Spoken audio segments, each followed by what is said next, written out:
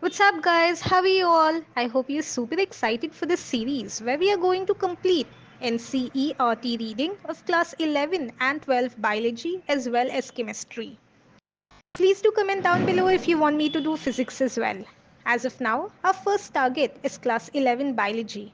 So, invite your friends, like, share, and subscribe. And now let's not waste any more time and get started with the chapter. Phylum Platyhelminthes. They have dorso-ventrally flattened body, hence are called flatworms. Figure 4.9. These are mostly endoparasites found in animals including human beings. Flatworms are bilaterally symmetrical, triploblastic, and acoelomate animals with organ level of organization. Hooks and suckers are present in the parasitic forms. Some of them absorb nutrients from the host directly through their body surface. Specialized cells called flame cells help in osmoregulation and excretion. Sexes are not separate. Fertilization is internal and development is through many larval stages. Some members like planaria possess high regeneration capacity. Examples: Taenia, tapeworm, fasciola, liver fluke. Let's look at figure 4.9. Examples of Platyhelminthes. A. Tapeworm. B. Liver fluke.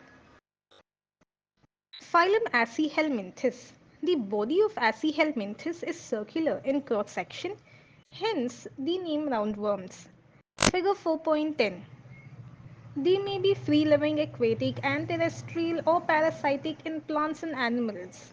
Roundworms have organ system level of body organization.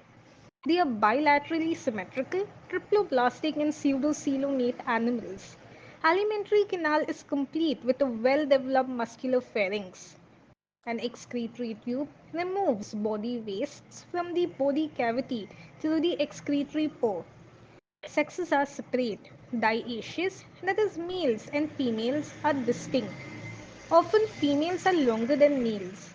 Fertilization is internal and development may be direct, that is, the young ones resemble the adult, or indirect. Examples: Ascaris, roundworm, Wuchereria, filarial worm, and Cliostoma, hookworm.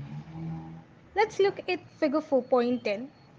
Example of Aschehelminthes, roundworm.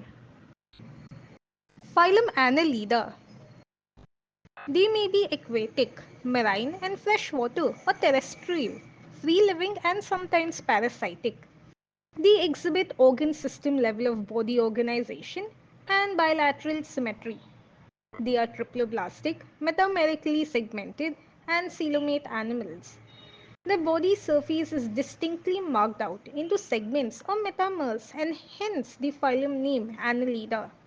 Latin annulus, meaning little ring. Figure 4.11. They possess longitudinal and circular muscles which help in locomotion. Aquatic annelids like Nereis possess lateral appendages, parapodia, which help in swimming. A closed circulatory system is present. Nephridia, singular nephridium, help in osmoregulation and excretion. Neural system consists of paired ganglia, singular ganglion, connected by lateral nerves to a double ventral nerve cord. Nereis, an aquatic form, is dioecious, but earthworms and leeches are monoecious. Reproduction is sexual. Examples: Nereis, Pheretima, earthworm, and Hirudinaria, blood-sucking leech. Let's have a look at figure 4.11, where we have examples of Annelida. A. Nereis. B. Hirudinaria. Phylum Arthropoda. This is the largest phylum of Animalia, which includes insects. Over two-thirds of all named species on Earth are arthropods. Figure 4.12. They have organ system level of organization. They are bilaterally symmetrical, triploblastic segmented and coelomate animals. The body of arthropods is covered by chitinous exoskeleton. The body consists of head, thorax, and abdomen. They have jointed appendages. Arthros, joint, poda, appendage. Respiratory organs are gills, book lungs, or tracheal system. Circulatory system is of open type. Sensory organs like antennae, eyes, compound and simple, statocysts or balancing organs are present. Excretion takes place through malphigian tubules. They are mostly dioecious.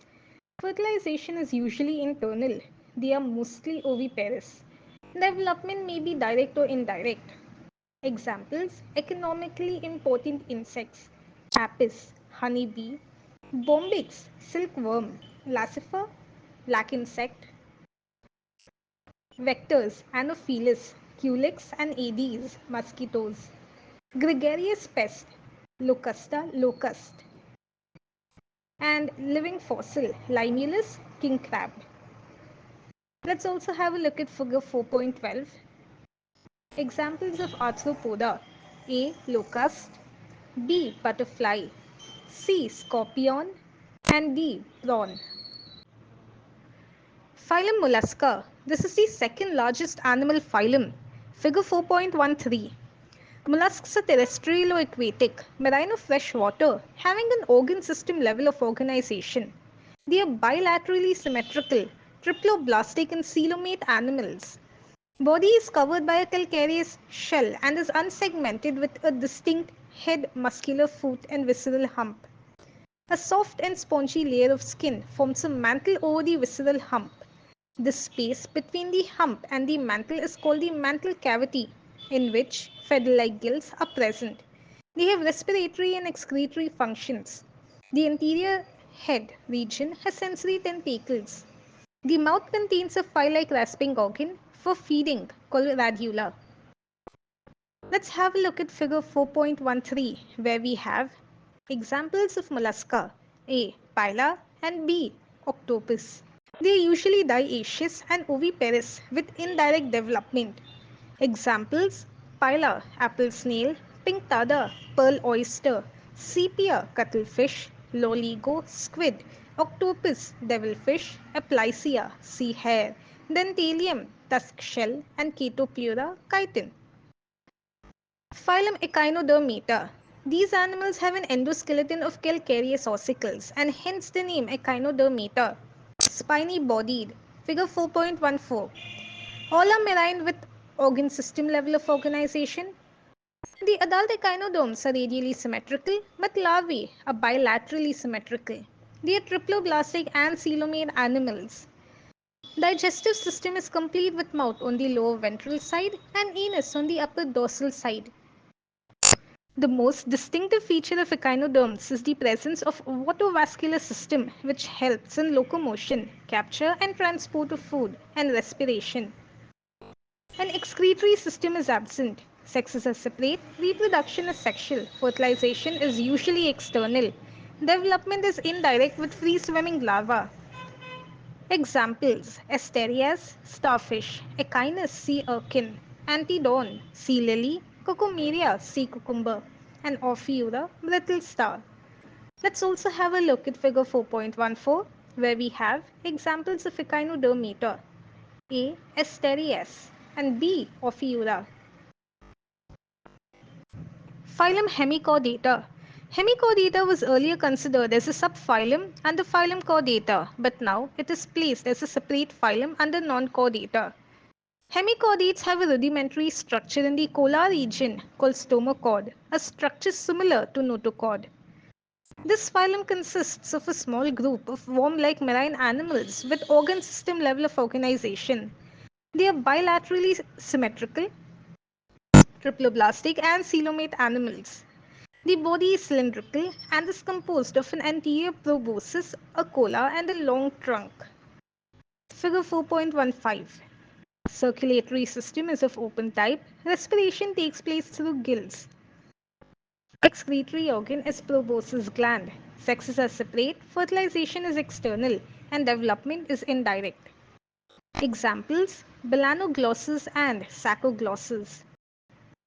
Let's have a look at figure 4.15. Belanoglossus. Phylum Chordata. Animals belonging to phylum Chordata are fundamentally characterized by the presence of a notochord, a dorsal hollow nerve cord, and paired pharyngeal gill slits. Figure 4.16. These are bilaterally symmetrical, triploblastic coelomates with organ system level of organization. They possess a post-anal tail and a closed circulatory system. Table 4.1 presents a comparison of salient features of chordates and non-chordates. Table 4.1 Comparison of chordates and non-chordates. Chordates notochord present, non-chordates notochord is absent. Chordates central nervous system is dorsal, hollow and single, whereas in non-chordates central nervous system is ventral, solid and double.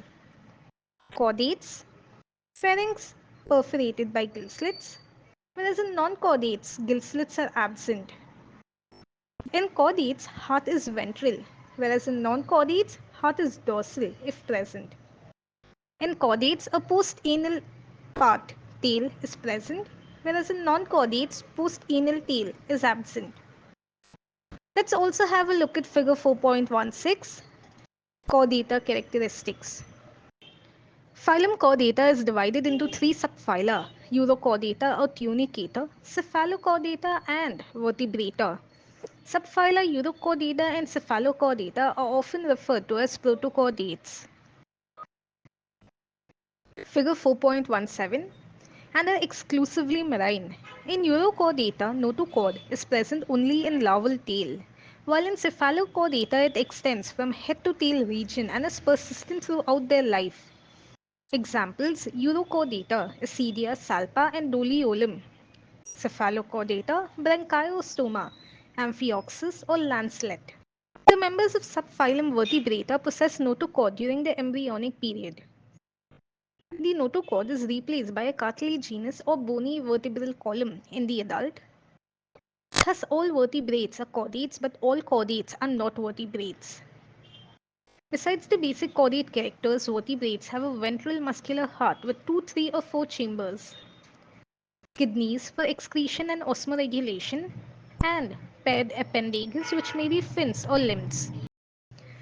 Let us have a look at figure 4.17 where we have been given a picture of Ascidia.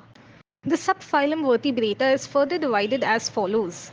Vertebrata division Agnatha, which lacks jaw, under which we have class Cyclostomata. Another division Gnathostomata, which bears jaw.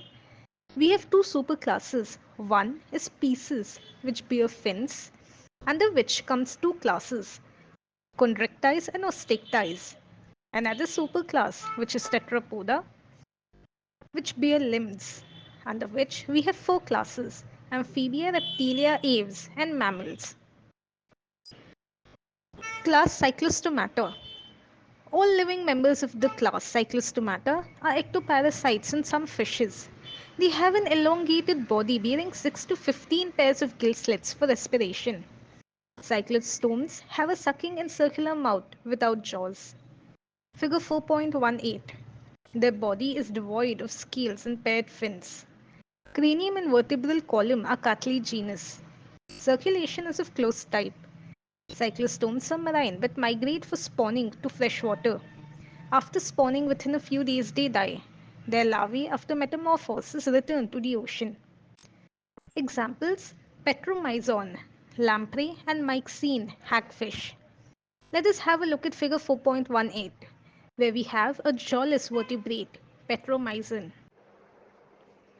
Awesome guys, so this marks the end of the first section of the chapter. I hope you liked the video and do not forget to watch the next part of the chapter. You will find its link in the description box. Please share your thoughts in the comment section and don't forget to like, share and subscribe. Let's meet next Friday to continue the series with a new chapter. Bye.